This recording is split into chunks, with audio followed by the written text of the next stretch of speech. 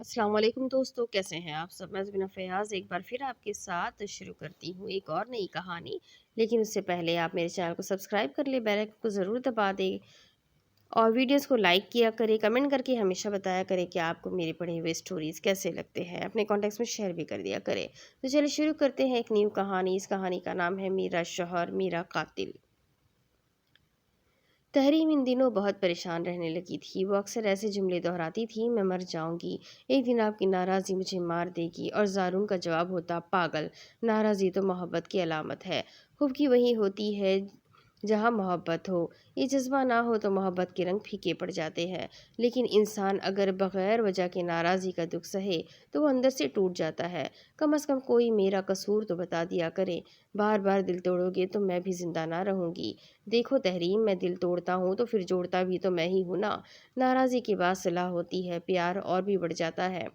گھر میں یہ جملے اکثر دہرائے جاتے، تاہم وہ اپنے آپ کو خوش قسمت سمجھتی تھی کہ اسے اتنا پیار کرنے والا شوہر ملا، ایسا شوہر جس نے آج تک کسی دوسری عورت سے بات کرنا تو کجا کسی کو نظر بھر کر دیکھا بھی نہ تھا۔ وہ اپنی بہنوں سے بھی مختصر بات کرتا تھا، اکثر تو ان سے کلام کی ضرورت ہی نہ پڑتی تھی۔ خدا کا شکر کہ اسے اپنی نئی نویلی بیوی تحریم پسند آ گئی تھی، جس کو اس نے شادی سے پہلے دیکھا تک نہیں تھا، مگر اب لگتا جیسے اس کے بغیر ایک لمحہ گزارنا مشکل ہو۔ اس کا پیار بھی کچھ عجیب تھا، شدت لیے ہوئے، دھیمے دھیمے، رمجھم کی طرح برستے ہوئے۔ اچانک کالے بادل لہرا جاتے، خفکی کی بارش برسنے لگتی۔ ایسے عالم میں تحریم ان کہی باتوں سے بے خبر اس الجھن میں رہتی کہ زہرن کو ہوا کیا ہے، وہ کیوں اس سے بات نہیں کر رہا، کیونکہ منچاہا انسان ہی اگر آپ کو نظر انداز کرے، اجنبیوں جیسا سلوک کرے تو پھر سکون کہاں ملتا ہے۔ رات رات بھر جاگ کر وہ سوچتی، روتی، لیکن کوئی سرا ہاتھ نہ لگتا۔ وہ کتنے دن ایسے تڑپتے ہوئے گزار دیتی اور پھر اچانک بادل برسنا بند کر دیتے، محبت کا فوار پڑنا شروع ہو جاتا، اس کے گلے ہونٹوں میں ہی دب کر رہ جاتے۔ وہ ان دونوں کی اذیت کو تلخیات سمجھ کر بھول جاتی کہ پھر سے وہی سب شروع ہو جاتا۔ اس کا جیون ساتھی پیار بھری باتیں کرنے لگتا، کیا بات ہے، آپ کیوں چپ ہے، کیوں نہیں، مجھے بتائے کیا ہوا ہے۔ کہا نہ کچھ نہیں، کچھ تو ہے راز، میں پتہ کر کے رہوں گی، آخر آپ کو ہوا کیا ہے۔ صبح آپ آفس گئے تو بالکل ٹھیک تھے اور واپسی پر خراب موڈ، آخر کوئی تو وجہ ہوگی نا، بلا وجہ تو کچھ نہیں ہوتا۔ تحریم بوجھل لہجے میں پوچھتی رہ جاتی، وہی ایسے ہی۔ ایک دن پھر بالآخر اسے جواب مل گیا۔ زارون نے کہا، آج تم بازار گئی تھی مجھ سے پوچھے بغیر؟ نہیں، میں تو گھر پر ہی تھی آج، کہیں بھی نہیں گئی، میں نے دیکھا تھا، وہ تم ہی تھی، وہ تمہاری ہی سفید چادر تھی، قسم لے لے زارون، میں گھر پر ہی تھی، آپ امی سے پوچھ لے۔ تحریم نے نم آنکھوں سے جواب دیا تو اچھا کہہ کر شوہر صاحب کا موڈ خوشگوار ہو گیا۔ گویا زارون کو اندر سے شک کا روگ لگا ہوا تھا، یہ زہریلا سانپ اسے رہ رہ کر ڈستا تھا۔ تحریم یہ سوچنے پر مجبور ہو گئی تھی کہ ایک عورت کے لیے ایسی زندگی گزارنا کتنا مشکل ہوتا ہے جہاں چوہے گھنٹے اور کاموں میں لگی رہے، 24 گھنٹے وہ کاموں میں لگی رہے، اور رات کو جب تھکی ہاری کمرے میں پہنچے تو خاوند کا ایسا رویہ منتظر ہو۔ ایسے حالات میں عورت زیادہ دیر گزارا نہیں کر سکتی، مگر اولاد کی وجہ سے اسے بہت کچھ برداشت کرنا پڑتا ہے۔ ایک دن ڈرائنگ روم میں سب بیٹھے باتیں کر رہے تھے، تحریم بھی اپنے بیٹے کو اٹھائے موجود تھی، سب کے ساتھ وہ بھی ہنس بول رہی تھی۔ دن بہت مصروف گزرا، شام کو تمام مہمانوں کو رخصت کر کے اپنے کمرے میں گئی تو زارون خلاف معمول بہت خاموش تھا۔ وہ اپنے مخصوص انداز میں ہنس بول رہا تھا اور نہ گنگنا رہا تھا، بیوی کو اس طرح نظر انداز کر رہا تھا جیسے وہ کمرے میں موجود ہی نہیں تھی۔ اس کو منانے کی تحریم کی ہر کوشش ناکام ہو گئی۔ اس نے زارون کو لاکھ منایا، اسے ناراضی کی وجہ پوچھی، مگر اس نے تو جیسے نہ بولنے کی قسم کھائی ہوئی تھی۔ صورتحال اتنی خراب ہو گئی کہ گھر میں موجود تمام لوگوں کو بھی پتہ چل گیا کہ میاں بیوی میں کوئی ناراضی چل رہی ہے، اور اس بات کی وجہ کیا ہے یہ کسی کو بھی معلوم نہ تھا، یہاں تک کہ خود تحریم کو بھی نہیں۔ تو پھر وہ کس منہ سے کسی کے سوال کا جواب دیتی؟ اس نے یہ وقت کیسے گزارا یہ وہی جانتی تھی۔ ایک ہی کمرے میں ہونے کے باوجود دونوں اجنبیوں کی سی زندگی گزار رہے تھے۔ زارون نے تحریم کے ساتھ ساتھ سب گھر والوں سے بھی بات چیت بند کر دی ہوئی تھی۔ اس کی تو حالت ان دنوں ناگفتہ بہ ہو رہی تھی۔ جب اتنی محبت کرنے والا شخص اچانک اجنبی بن جائے تو یہ اذیت وہی جان سکتا ہے جس نے اسے جھیلا ہو، جس پر گزری ہو۔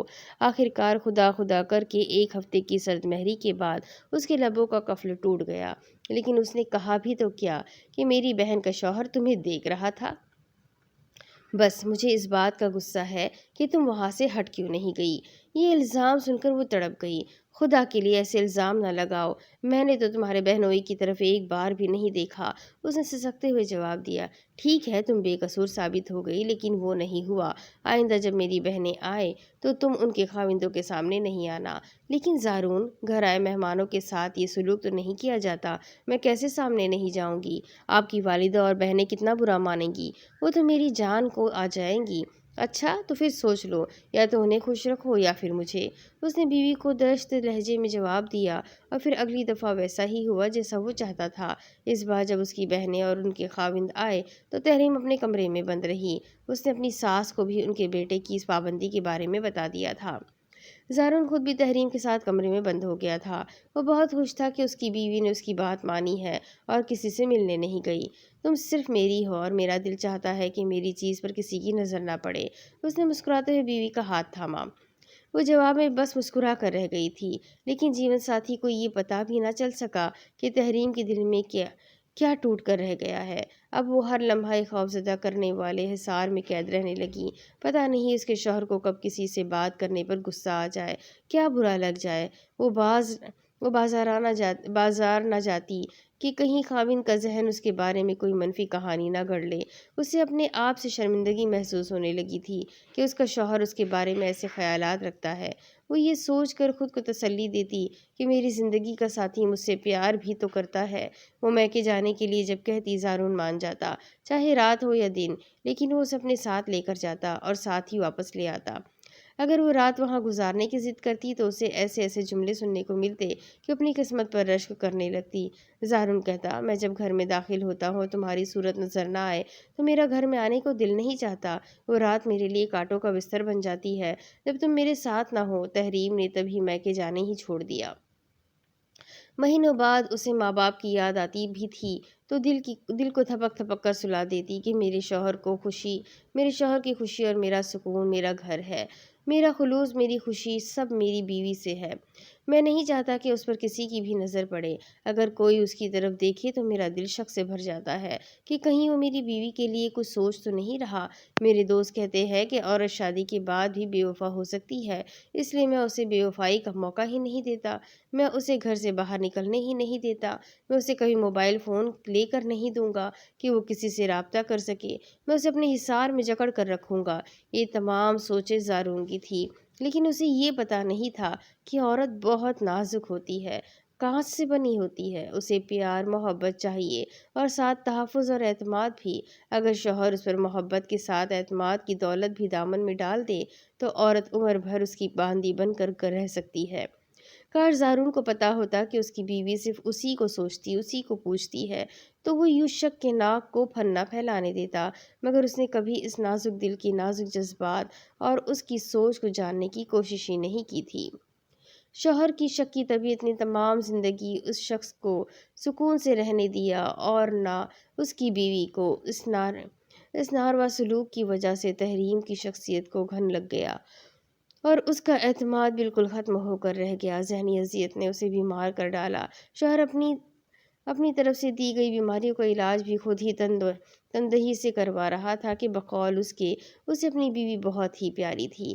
اس کی جدائی وہ برداشت نہیں کر سکتا تھا۔ تحریم نے حالات سے سمجھوتہ کرنا سیکھ لیا۔ وہ بچوں سے باپ کی ناراضی چھپاتی تھی تاکہ وہ اس کا غلط اثر نہ لے لے۔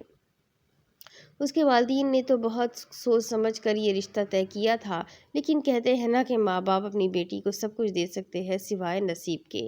یہ بھی شاید اس کا نصیب ہی تھا کہ اس کے دل سے خواہشات کے پنچھی اڑ گئے تھے۔ اسے اب کسی چیز کی چاہ نہیں رہی تھی۔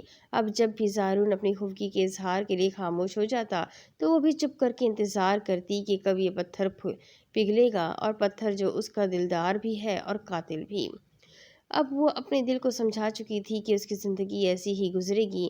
بس اس نے شوہر کی منفی سوچوں کے بارے میں فیصلہ کر لیا کہ وہ ان پر کڑنا چھوڑ دے گی اور اسے لگائی ہوئی توقعات سے کنارہ کش ہو جائے گی۔ اس نے خود کو سمجھا لیا کہ دنیا میں انسان اکیلا آیا ہے، اکیلا ہی رہتا ہے اور پھر اکیلا ہی چلا جاتا ہے، تو پھر کون اپنا اور کون پرایا؟ ہم تو خود بھی اپنے نہیں ہیں، کوئی دوسرا غالب کیا ہمارا اپنا ہو سکتا ہے؟ اب اگر جینے کو سہل کرنا ہے تو اس ایک سوچ کے ساتھ کہ اپنے بچوں کے لیے جینا ہے، ان کو اچھا انسان بنانے کی کوشش میں جینا ہے۔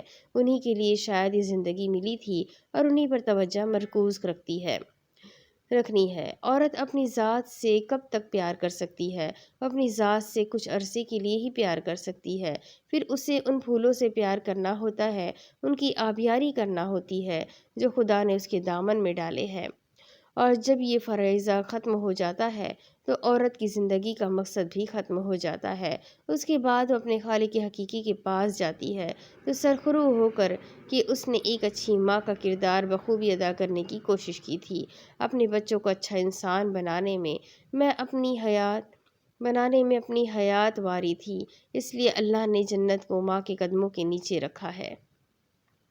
تو یہ کہانی بھی یہیں ختم ہوتی ہے۔ امید کرتی ہوں آپ سب کو یہ کہانی ضرور پسند آئی ہوگی۔ مورل تھی، اس میں بہت کچھ سوچنے سمجھنے کے لیے تھا، عورتوں کے لیے بھی اور مردوں کے لیے بھی۔ تو اگر آپ کو یہ سٹوری پسند آئی ہے تو سب سے پہلے ویڈیو کو لائک کریں، پھر اپنے کانٹیکٹس میں شیئر کریں اور کمنٹ کر کے مجھے بتائیں کہ آپ کی اس کہانی کے بارے میں کیا رائے ہے۔ تو ملتے ہیں اگلی ایک نئی کہانی کے ساتھ، تب تک کے لیے اپنا خوب سارا خیال رکھیں، مجھے بھی دعاؤں میں یاد رکھیں۔ اللہ حافظ۔